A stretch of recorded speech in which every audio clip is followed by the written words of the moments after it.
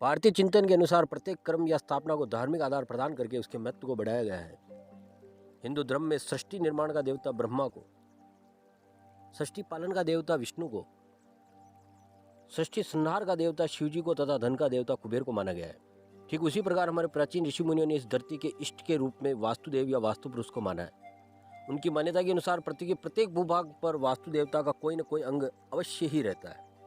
इसलिए किसी भी निर्माण, भवन, मंदिर, फैक्ट्री, व्यवसाय इत्यादि निर्माण में वास्तु देवता की पूजा अवश्य करनी चाहिए। उनकी पूजा करके इनसे प्रार्थना की जाती है कि हे वास्तु पुरुष, इस भवन में रहने वालों की बल, शक्ति, पराक्रम, समृद्धि, संतान, शांति आदि की रक्षा करके उन्हें धर्म, अर्थ, काम, मोक्ष प्रदान करें।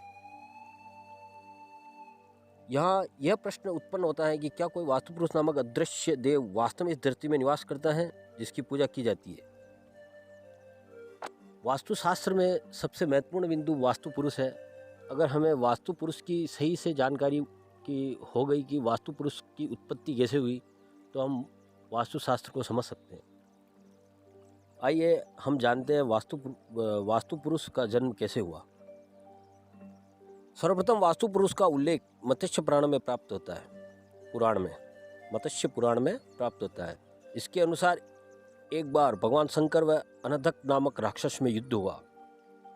इस युद्ध में भगवान शंकर को अत्यंत परिश्रम करने के कारण जो पसीना पैदा हुआ, इस पसीने की बूंद से एक अद्भुत प्राणी का जन्म हुआ। इसमें अद्भुत गुण थे।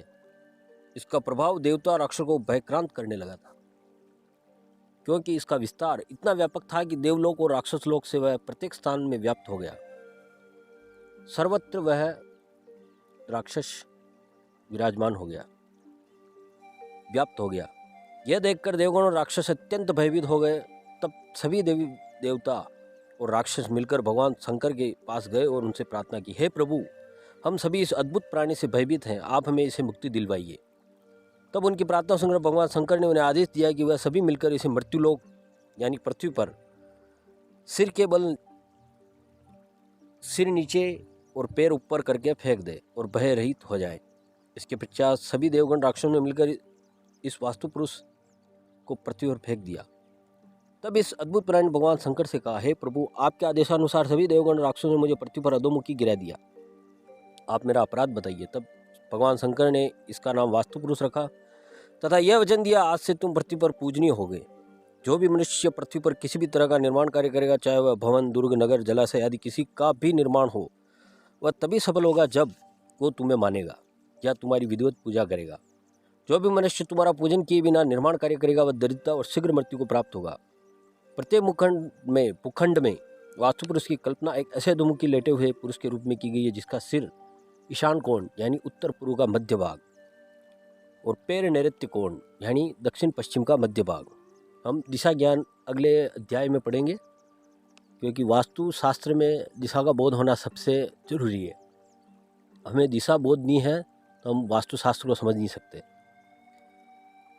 इसके हाथ एवं पैर के मोड़ एक निश्चित दिशा में विशेष स्थिति में है वास्तु पुरुष के, और भवन की सभी तरह की समस्त स्थितियां वास्तु पुरुष की शारीरिक स्थिति के अनुरूप निर्धारित की गई है।